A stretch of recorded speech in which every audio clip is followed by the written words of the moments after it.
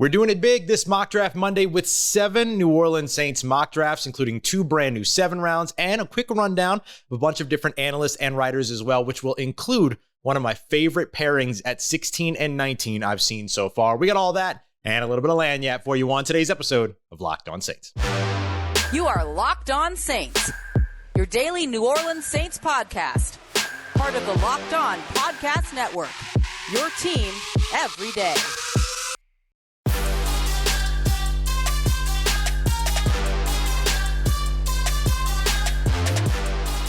What is good, Who Dat Nation and Who Dat family? Welcome into another episode of Locked On Saints, your daily podcast covering the New Orleans Saints, part of Locked On Podcast Network, your team every day. Thanks as always for making us your first listen of the day every day. Don't forget that we are free and available on all platforms, including on YouTube as well. And I'm your host, Ross Jackson, at Ross Jackson Nola on Twitter. You can find me over at USA Today's Saints Wire, Tuesdays on Locked On NFL, and here with you every single Monday through Friday on Locked On Saints. And today's episode is brought to you by our friends over at Bet Online. They have you covered this season with more odds, lines, props, more of it all than ever before. Go and check them out at Bet Online, where the game starts. So we're going to get into some rapid fire mock drafts here, including what might be one of my favorite pairings at 16 and 19 that I have seen so far, courtesy of our good friend from over at Locked On Dolphins, as well as over at the Draft Network, Kyle Krabs. But before we get to his mock, I want to talk a little bit about the most recent mock from Eric Crocker and Ryan Tracy from over at the Locked On NFL Draft podcast. We're going to do 5 different mocks here.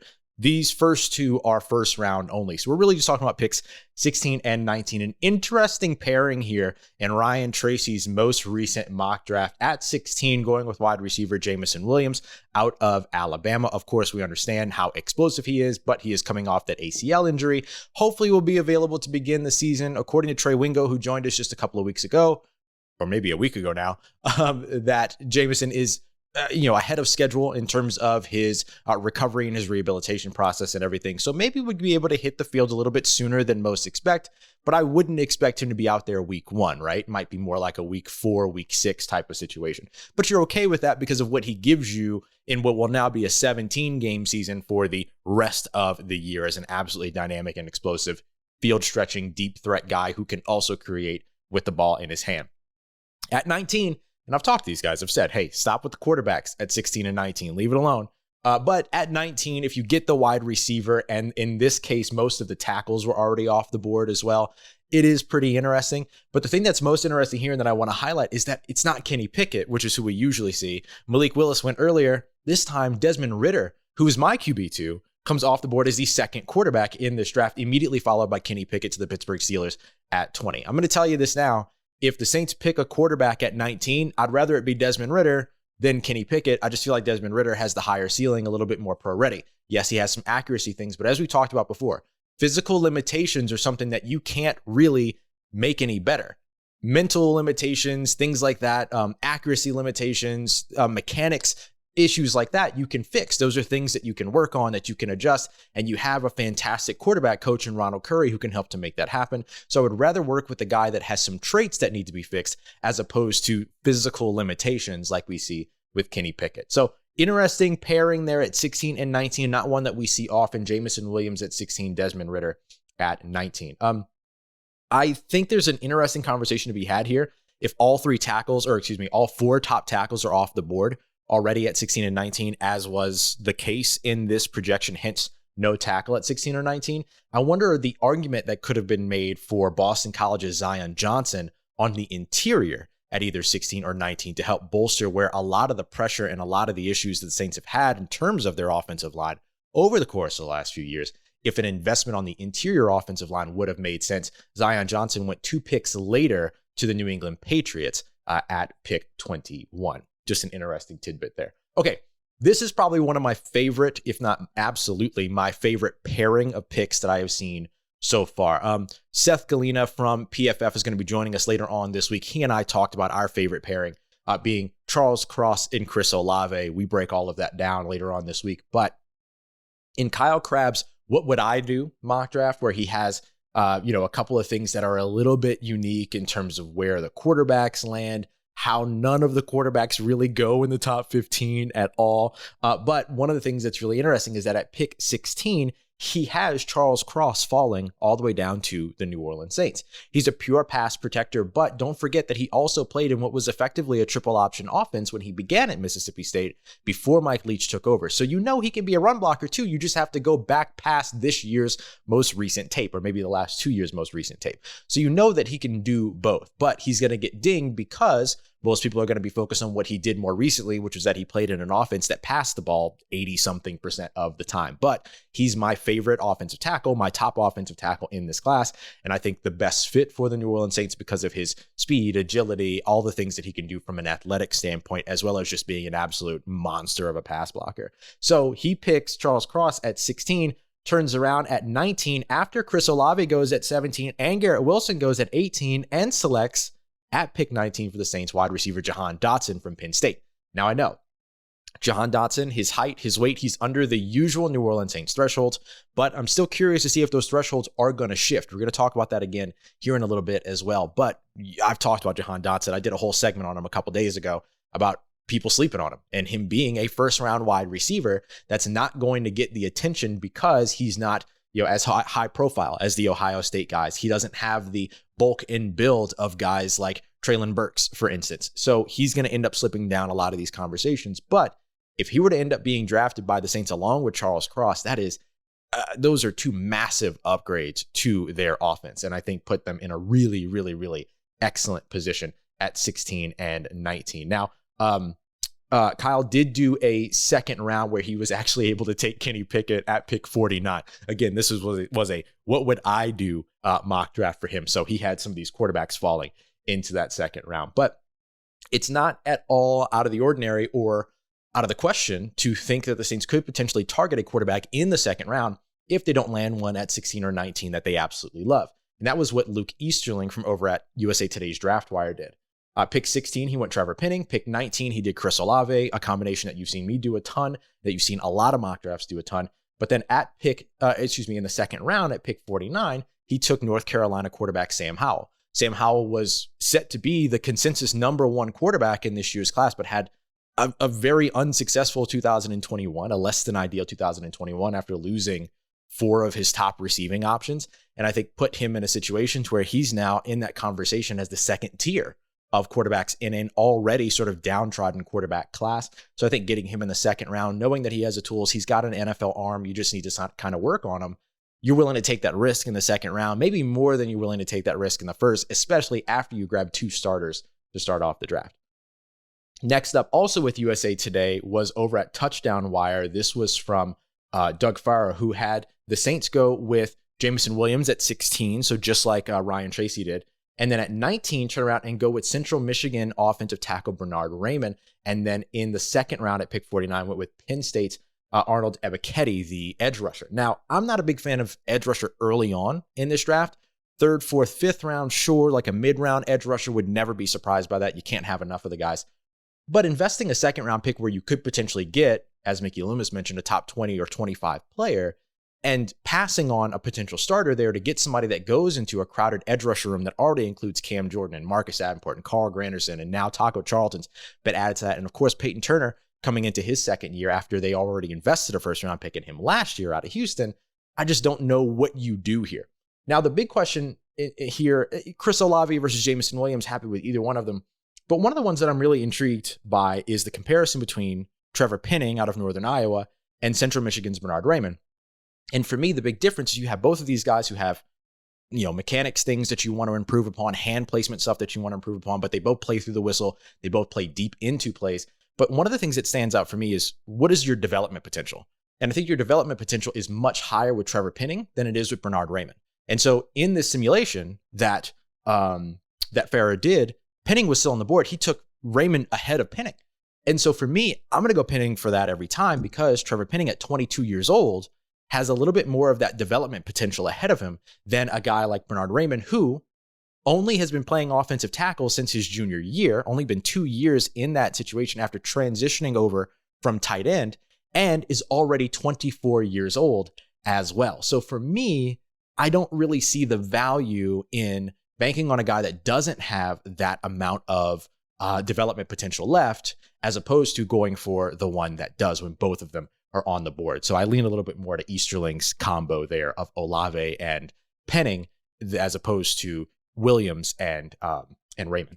Okay, final one for this moment, which will lead us into our 7-round mock draft coming up, wherein I do not trade up in the first round, and then we'll get to one where I do trade up in the first round. This is Dylan Sanders from over at USA Today's Saints Wire, buddy of mine, of course, friend of the show. In this one, he trades up from pick 16, sending pick 16 and 98 to the Houston Texans for pick 13. So why does he do that? He did it because safety Kyle Hamilton from Notre Dame was still on the board. This would be a really interesting one. Kyle Hamilton is hands down the best player in the draft to me, and to a lot of folks in this NFL draft. And it's a really, really interesting fit because do you bring him in as somebody to be your box safety to replace Malcolm Jenkins, or do you bring him in to be your deep safety to replace Marcus Williams? And I personally think that he would be most kind of at his best, especially at 6'4", 220 pounds, playing in Malcolm Jenkins' role as opposed to the deep safety role. You've got Marcus May who can play the deep safety role. You bring in a guy like Kyle Hamilton, who is going to be, a stalwart player for the, remaining future, right? For the foreseeable future for your team.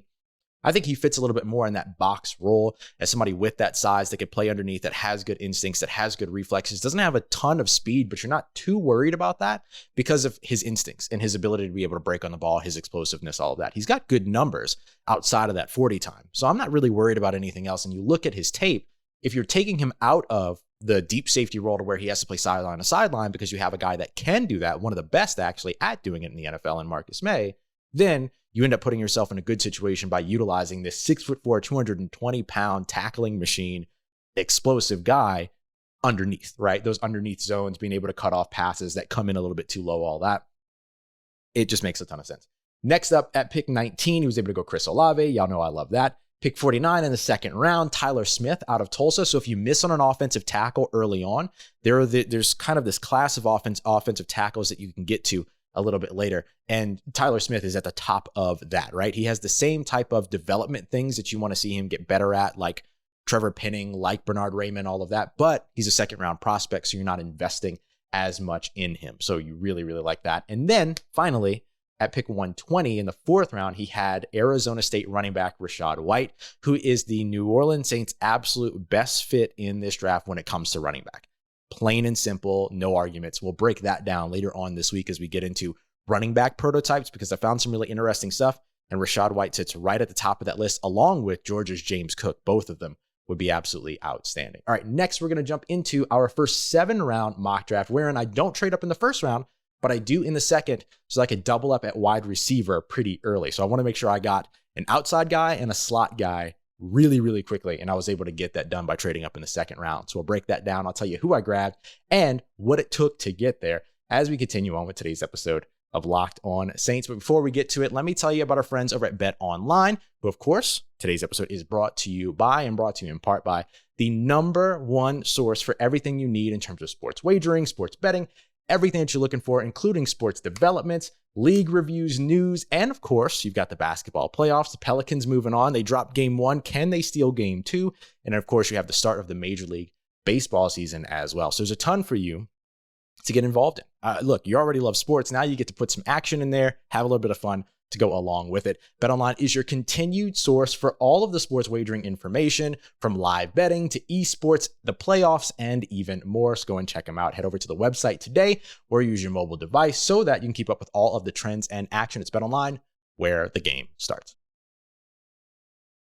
All right, family, continuing on with today's episode of Locked On Saints. Thanks again, as always, making Locked On Saints your first listen of the day every day. Don't miss all of the NFL draft coverage that we have going on. We're going through Mock Draft Monday today. That's only a little bit of what we've got going on here across the network. You've also got the Ultimate Mock Draft, which is available over in the Locked On NFL podcast, as well as the Ultimate NFL Mock Draft 2022 podcast feed. Go and check that out. That's going to include insight for all of our picks from guys like Mike Detillier is going to be a big part of it as well. You've got Michael Irvin, the 3-time Super Bowl champion and the Hall of Fame wide receiver. That's a part of it. So make sure you go and check that out again over the Locked On NFL podcast, as well as the Ultimate NFL Mock Draft 2022 podcast feed. And while you're there, make sure you subscribe to the Locked On NFL YouTube page because we've got 3 days of live coverage coming up next week as the NFL draft is 10 days away. All 3 days covered for you from our studios over in Dallas. Okay, now I want to jump into our first 7-round mock draft. I'll go through the picks pretty quickly, but stop to highlight a couple of small things here. So again, 16 and 19, this combination here of Trevor Penning and Chris Olave feels very natural, feels like one that could very much be available to the Saints at those spots, as long as they don't do anything kind of, crazy or move around or whatever. If they stand pat at 16 and 19, some players like Trevor Penning or Chris Olave or comparable should be available at either one of those. And you can kind of prioritize whichever one you feel is most important based upon who's left on the board, right? If you get to 16 and there are still, 2 or 3 tackles that you're interested in, then maybe you jump at wide receiver first and then take the last remaining tackle at 19, or you go tackle first and then pick up at wide receiver, which makes a little bit more sense to me since that wide receiver class in the first round is a little bit deeper than the tackle class is. Now, I wanted to double up at wide receiver back-to-back. And I know that that's probably not going to happen, but this is my mock draft, so I'm going to do what I want. So for me, I decided that I wanted to grab a guy that I haven't really gotten the opportunity to talk about much, but the Saints have had in for a visit, which doesn't necessarily guarantee anything. They draft a lot of guys that they never meet with. Marcus Davenport, Peyton Turner, both good examples of that, outside of the Senior Bowl, of course. But they brought this guy in for a top 30 visit, and I thought, well, let me give it a shot. So I traded with the New York Jets in this simulation. I sent pick 49 and 161 to the Jets to move up to 38. And I was also able to get, a late round pick back. It was kind of a late round pick swap. So for me, when I did that, I was able to then move up to grab Western Michigan wide receiver Sky Moore, who is going to be a phenomenal slot receiver in the NFL. Now, again, much like Jahan Dotson, his size alone probably actually rules him out for the New Orleans Saints. But I think in today's NFL, you got to start making some adjustments to the go get the big man type of wide receiver that can do a little bit of everything. And sometimes you just have to grab a guy that's specialized regardless of what their size is. And usually for the New Orleans Saints to break those prototypes, there has to be something special about that player. And there's a lot special about Sky Moore. He's not the fastest guy in the world or anything like that, although he did put up good numbers at the combine. He is, though, a guy that has phenomenal hands, that makes really great catches in the contested middle of the field area and has fantastic short area quickness as well. So he's perfect for a slot role, which I think the Saints can address, along with also addressing the outside with a player like Chris Olave. So I moved up to 38. I grabbed Sky Moore so that I could double up there. At pick 98, I grabbed Phi Mathis. What's the rule? If you can grab a defensive tackle from Alabama in the 3rd round, you do. So that one was an easy one. Then I went to 120, Rachaad White. We'll talk more about him later on this week. But as I just mentioned, he is the best fit in the NFL draft when it comes to running back for the New Orleans Saints. Ross, why are you drafting a running back? We don't know if Alvin Kamara is going to be available for anywhere between 4 to 6 games potentially at the beginning of the season, based upon everything that went on with his Vegas altercation and everything. So there's still so much to figure out there. So you want to find somebody that can possibly play a role akin to his. You lost Ty Montgomery, who's now a New England Patriot. So who can you find in this draft that can play a role much like Alvin Kamara's, but then also still be of value when Alvin Kamara is back and is in the lineup, or if he doesn't end up suspended for any reason? I think that you can get a guy like Rachaad White that can help to do that. Now, I think you've got Mark Ingram, you've got Tony Jones Jr., both of which struggled a bit last year with the injuries along the offensive line. You look at Tony Jones Jr.'s first game up against the Green Bay Packers, and you felt really, really excited. Yeah, the Saints made the right choice. They didn't pay Latavius Murray for a reduced role, so they moved on from him, and they kept Tony Jones Jr., and he looked great week 1. But then all the offensive line injuries started immediately, and that's when you started to see things kind of fall off for Tony Jones. So, you can add somebody to that room that is able to sort of create their own yardage as opposed to needing yardage created for them by the offensive line. So that's why I like Rachaad White, who could do a little bit of everything. Then I went with safety J.T. Woods, obviously with me doubling up at wide receiver instead of doubling up or taking a safety early, which that trade up to 38, I could have taken Jalen Petrie, but instead I go with his Baylor secondary mate, his Baylor safety mate in J.T. Woods, who is like, a big bodied guy that could do a bunch, 6'2", nearly 200 pounds, really, really athletic, absolutely blew up the combine, ran in the 4.3s. It's kind of a L'Jarius Sneed type, and I want to shout out Corbin Smith from over at Locked On Seahawks, who did his kind of prospect spotlight on JT Woods and made that comparison. We really liked L'Jarius Sneed on the show when he was coming out. He eventually ended up going to Kansas City. So you get a guy like JT Woods who gets into the mix with these other players like Justin Evans and PJ Williams and all to sort of figure out what you can do at safety. But he can also play corner. He can play in the slot. You can kind of do whatever you want with him. The guy can play weak side linebacker if you need him to. Those Baylor secondary players are incredibly versatile, incredibly athletic. And so that was just something that was very hard to pass on at 163, which was that late round pick that I was able to pick up in that trade. So really, really good stuff there to be able to grab him and somebody that I really, really like and think would have an interesting fit, maybe a future PJ Williams who's able to play all over the place. And then at pick 194, and I say that because PJ Williams, by the way, eventually will stop taking these 1-year deals and go somewhere else. He's done it 4 years in a row, so I think you need to have a backup plan for him, especially one on a rookie contract. Okay, and then at 194, I was able to get one of my favorite tight ends in this class, Charlie Collar out of Iowa State. He's just a young, athletic guy, big-bodied. He's able to run the seam, be one of those seam stretch type of players, but he's also a good blocker, has some great athleticism as well. So I was able to pick him up at 194 and then still be able to add another weapon over to the offense. So in this draft, I was able to get a few starters. I mean, if you consider slot receiver a starter, I got 3 with the first 3 selections, probably got 4 with the first 4 selections because of Phi Mathis. And then you have Rachaad White, who just gives you another weapon as a rotational piece. You got another defensive rotational piece in JT Woods, and then somebody that can develop into a pass catcher for you pretty quickly in Charlie Collar out of Iowa State, getting that tight end. So I really like what we were able to do with this one. That one was just a trade up to get up to pick 38. In the next one, I traded up in the first round just to see what we could do. I went ahead and worked with Luke Braun from over at Locked On Vikings to figure out a trade up to 12 so I can get my favorite offensive tackle in this class. And then I did a little bit of trade back at the end. Would be the first time since 2007, just some day 3 pick swaps there to make sure that I was able to get 2 of my favorite late round prospects as well, a couple of sleepers that I was able to welcome to New Orleans with that move. So we'll take a look at that as we continue on and wrap up today's episode of Locked On Saints. But first, Built Bar, best tasting protein bar on the market. Can't tell you how fantastic these are. So try them yourself. Head over to built.com. You can check out all of the fantastic flavors that they have and all the other great products that they have as well. But I want to highlight the Built Puffs because it's the world's first protein-infused marshmallow. I have no idea how Built Bar did it, but they did it, and they did it really well because those brownie batter Built Puff bars are absolutely ridiculous. You can try also the cinnamon churro. There's also a coconut cream pie. There's a banana cream pie as well that you can look at. So there's a ton of those, along with your standard flavors like mint brownie. Cherry Barcia gets a lot of rave reviews. And you can look at, if you're a coconut person, coconut almond as well, kind of like Mounds and Almond Joy in that way. So you can go and check those out over at built.com. And don't forget to use the promo code LOCKED15, LOCKED15, so you can get 15% off of your next order, whether it's your first or your next, it doesn't matter. You're going to get 15% off with the promo code LOCK15 over at built.com. Let's get it, Who Dat Nation. Wrapping up today's episode of Locked On Saints with our final 7-round mock draft. This one I traded up in the first round. I traded back in the 6th round. So a little bit different here, just in terms of trying to do something to maybe talk about a couple of players that I haven't gotten to talk about, a couple of sleepers down at the end of the draft. So I was able to trade up here using the selections and the picks that Luke Braun and I discussed. We kind of did this back and forth over on Locked On Vikings, which you can go and check out on YouTube or wherever you're listening to this podcast. And so here's the trade. Round 1, pick 12, and round 3, pick 77 from the Vikings. That's what I get for the Saints.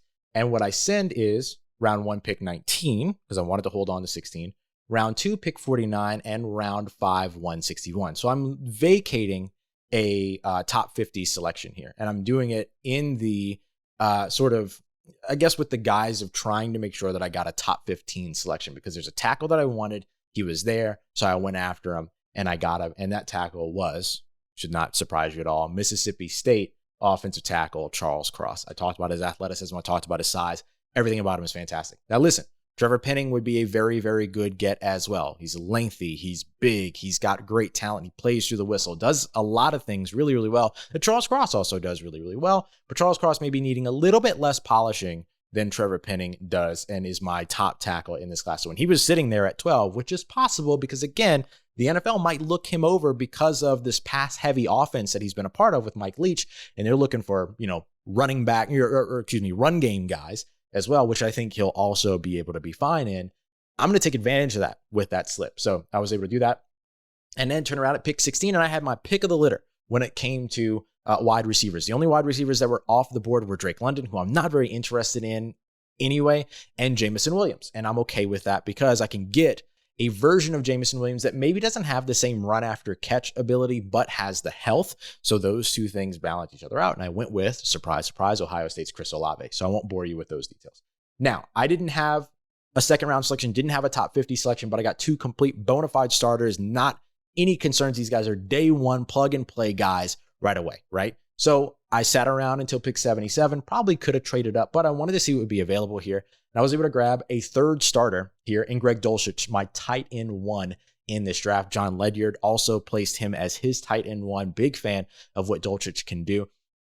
I think he's got a little bit of stuff to work out, a little bit of like tightness in the hips and stuff, but you just look at him at the tops of routes and at his breaks.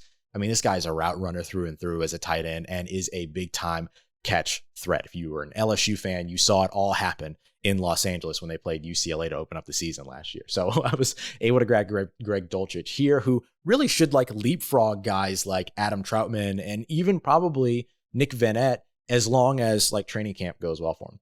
Then I was able to keep 98 and 120. I stayed there for those. At pick 98, I went with Kirby Joseph, the safety out of Illinois. He gives you a safety that gives you the size that you like at the position, but is a bit of a ball hawk. Probably the best ball hawk in this year's class. Not a lot of those deep safety ball hawking single high guys in this class. Maybe Nick Cross, and then maybe a little bit of Kyle Hamilton being there who can kind of do everything, but do you trust his range at the NFL level?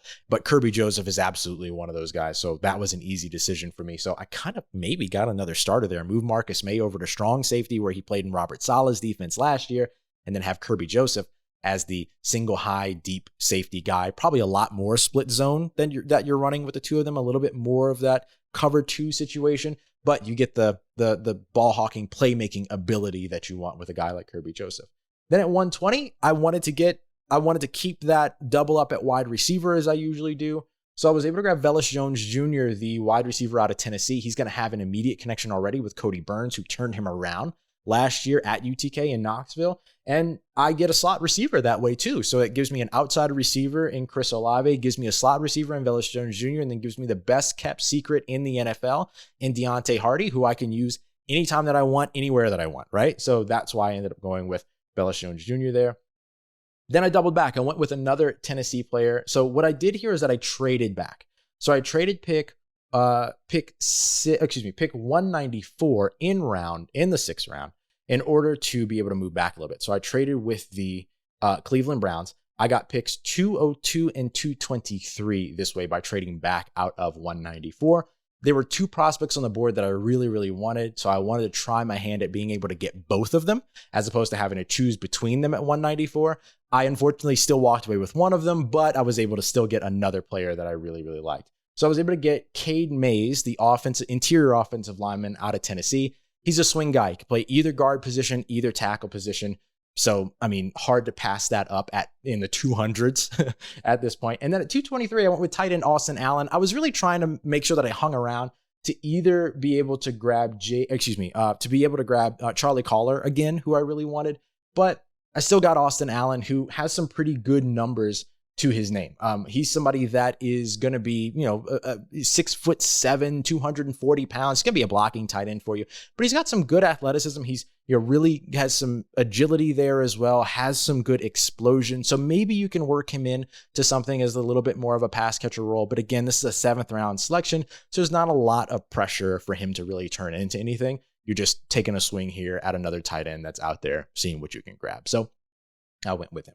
So that gave us an opportunity there to maybe be able to clean up at the end of the draft, but didn't get exactly who I wanted, but was still happy with who I did get.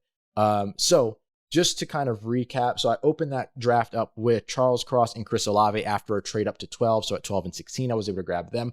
A part of that trade up was me getting 77 back from Minnesota as well. So I went with Greg Dulcich, the tight end out of UCLA, at 98 and 120. The Saints' original selections in those positions, Kirby Joseph and Velus Jones Jr., and then after a trade back in the 6th round to get a 6th and 7th round selection at 202 and 223, with Cade Mays out of Tennessee, Austin Allen, the tight end out of Nebraska. So helped us check a bunch of boxes here, a bit more focus on the offensive side, than the previous draft, but one that allowed me to get two guys that I just never really have to question in the first round. So I was very excited to do that and be able to get my top tackle and my top wide receiver.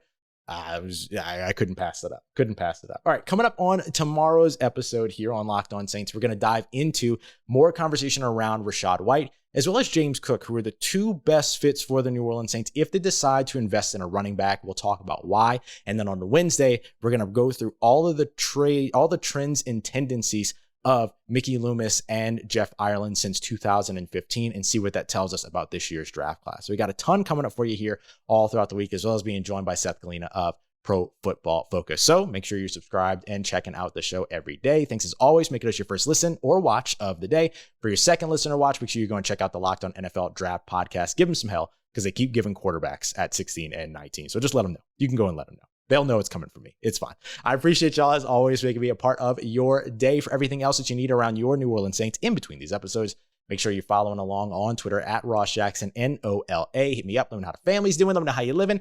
Let me know how your mom and them. And trust Who Dat Nation. I'll holla at you.